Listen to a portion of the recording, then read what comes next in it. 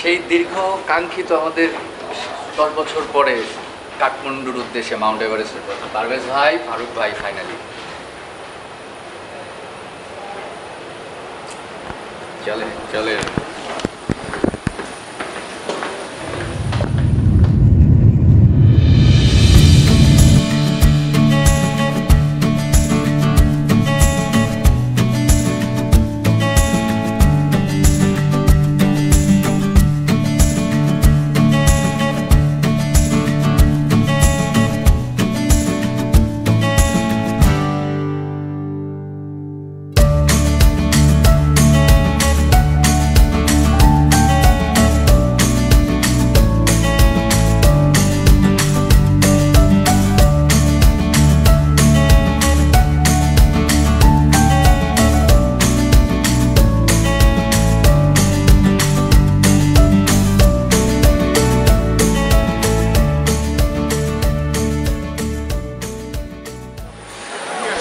Viewers, finally আমরা কাঠমান্ডু এয়ারপোর্টে।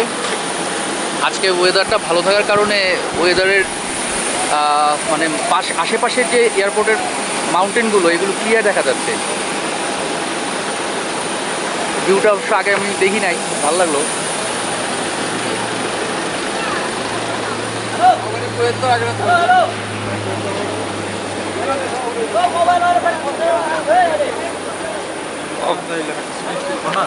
ভাই, আপনি এখানে একটা ভিউ, একটা ছবি নেন।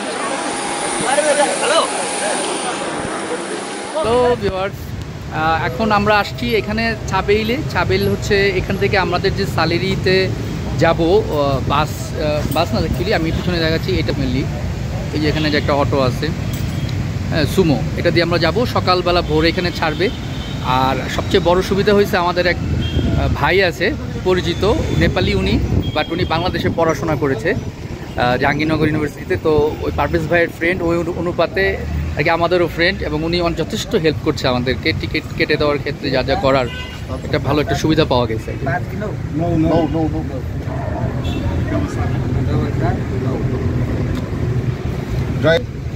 ফাইনালি আমাদের টিকিট কাটা হয়ে গেল। এই হচ্ছে টিকিটের মধ্যেও এভারেস্টের ছবি দেওয়া। সোলু এক্সপ্রেস ইয়াতায়াত প্রাইভেট লিমিটেড। এখান থেকে ভাড়া আমরা 5 জন, আমাদের 10,000 টাকা নিল। তো সকালবেলা এখান থেকে আমাদেরকে হোটেল থেকে নিয়ে আসবে, এটার জন্য একটা চার্জ দিতে হবে। হোটেল থেকে এটা প্রায় 3-4 কিলোমিটার দূরে আর কি। এই হচ্ছে টিকিট, ওই হচ্ছে গাড়ি। ওকে, কালকে আমরা স্টার্ট করি, গিয়ে কথা হবে। বাই।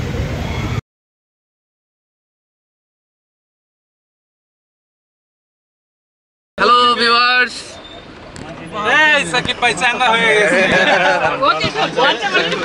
শারীরিক অবস্থা খুবই খারাপ। আমরা সকাল কয়টা রওনা দিলাম পারভেজ ভাই? আমরা 4টা। কালকে রাত আসলে ঘুমই হয় নাই। 4টার দিকে আমরা বের হই বাসা থেকে। আমরা 4টার সময় রওনা দিয়ে কাঠমান্ডু থেকে এখন বাজে 12টা। আমরা মাঝামাঝি থেকে একটু বেশি হবে, 60% কভার করেছি রাস্তা। এখন গুরমি, এই জন্য ভিডিওটা করছি। গুরমিটা খুব সুন্দর একটা জায়গা। এখানে 2টা নদীর একসাথে সংযোগ আছে, আমরা দেখবো সেটা। ব্রিজটা ক্রস করবো, ক্রস করার পরে আবার উপর দিকে উঠবো। সম্ভবত এরপরেই সোলুগম্বু জেলা আসবে। আর আমাদের সাথে আমাদের সবাই আছে, পিছনে সানি।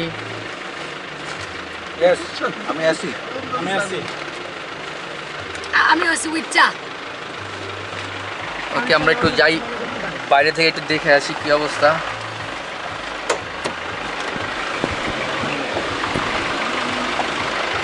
कितना टाइम लगेगा?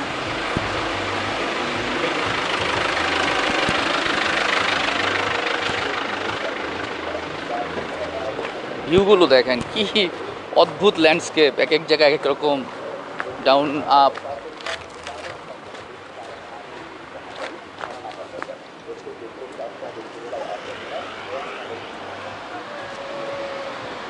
ওই যে গুরমির ব্রিজ দেখা যাচ্ছে, ওইটা দেখছেন না, ওইটা হচ্ছে গুরমির ব্রিজ। আমরা ওটা ক্রস করে সম্ভবত এদিক দিয়ে উঠবো, এইটা দিয়ে উঠে এই পাহাড়ে উঠবো, এই পাহাড়ের পিছনে যেতে হবে।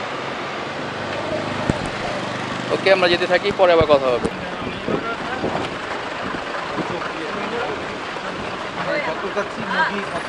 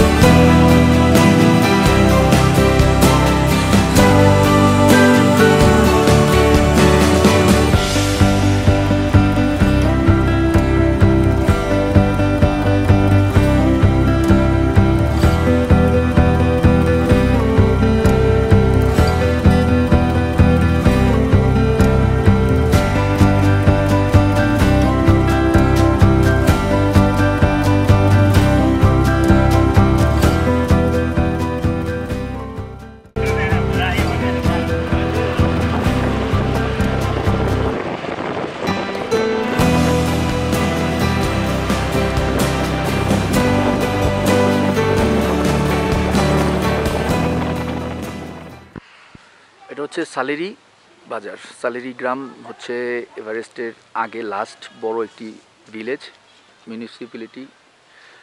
আমরা এখান থেকে এখন একটা জিপে করে আরেকটু ভিতরে যত ঢোকা যায় ভিতরে ওদিকে যাব, তারপর থেকে ট্র্যাকটা শুরু হবে মেনলি।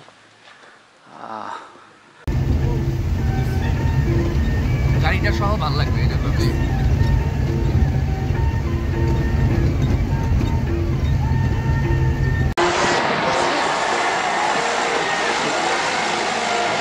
আমরা ওই মাথায় যাবো, ওই মাথায় যেখানে মেঘ থেকে আছে। আর আমাদের রোড দেখেন অবস্থা।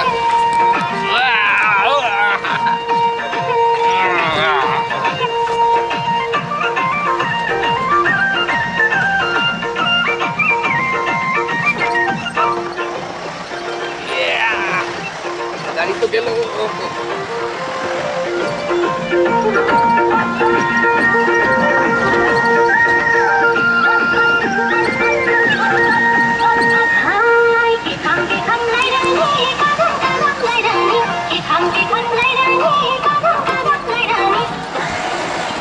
উপর থেকে আসছি, উপর থেকে।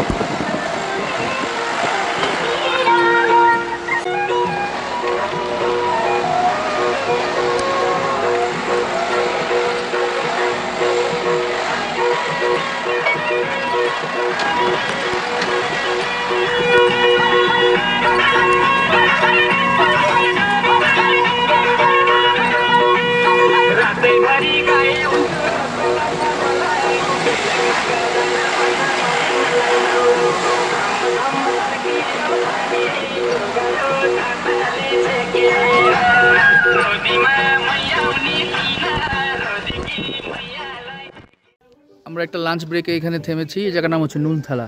নুনথালাটা খুব পরিচিত, কারণ আমরা ওই যখন কেউ গাড়িতে না আসে সালেরি থেকে ফার্স্ট দিন এখানে এসে থাকে, বুঝছো? ফার্স্ট ডেতে এখানে এসে থাকে হাইটে আসলে নুনথালা থেকে। এটা খুব সুন্দর ভিলেজ এবং এখান থেকেও হিমালয়ের ভিউ আছে।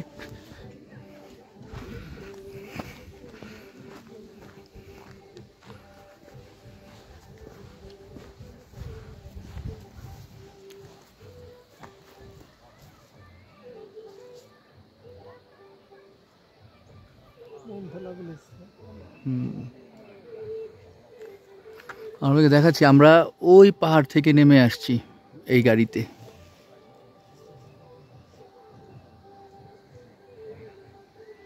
এই পুরোটাই নুনথালা, খুব সুন্দর একটা ভিলেজ।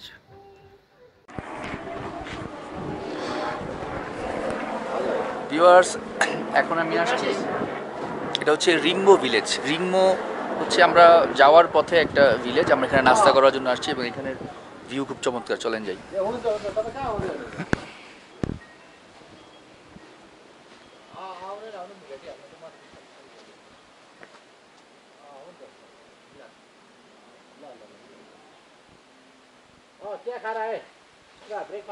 হ্যাঁ,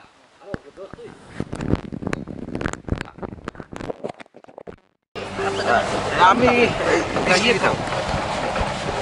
একটু সামনের দিকে ধরো, ক্রসিং হয়েছে হাতটা যতটুকু কম কাঁপানো যায়, একটু পিছনে নাও।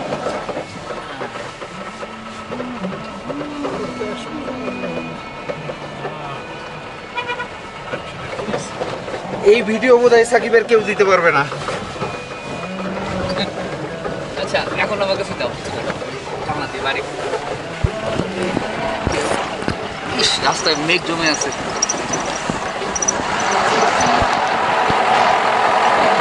আমরা যে কি ভয়ঙ্কর রাস্তা দিয়ে যাচ্ছি, কিন্তু রাত দেখে বোঝা যাচ্ছে না। এবং এই যে এই রাস্তাগুলো একদম নতুন করা, আগে এদিক দিয়ে ট্র্যাক করে যেতে হতো, এখন গাড়ি যাচ্ছে আর কি। বাট গাড়ি গেলেও এটা গাড়ির রাস্তা না অ্যাকচুয়ালি এটা। এবং এই যে পাথরগুলি নতুন কাটা, মেঘ দেখা যাচ্ছে, রাতের মেঘ।